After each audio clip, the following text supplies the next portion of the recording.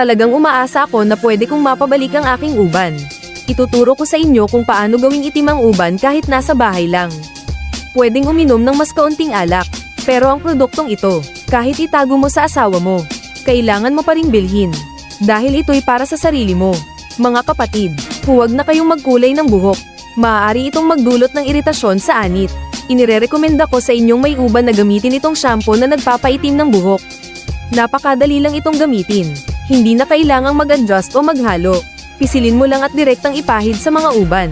Kung saan may uban, doon mo ito ilagay. Kahit matamaan pa ang balat, wala namang problema. Panasan mo lang. Ang gel ay parang kristal. At kahit gaano ko pa ito ipahid, nananatiling malinis at puti ang aking anit. Pagkatapos ng 15 minuto, banlawan na ito ng tubig. At ang buhok ay nagiging itim.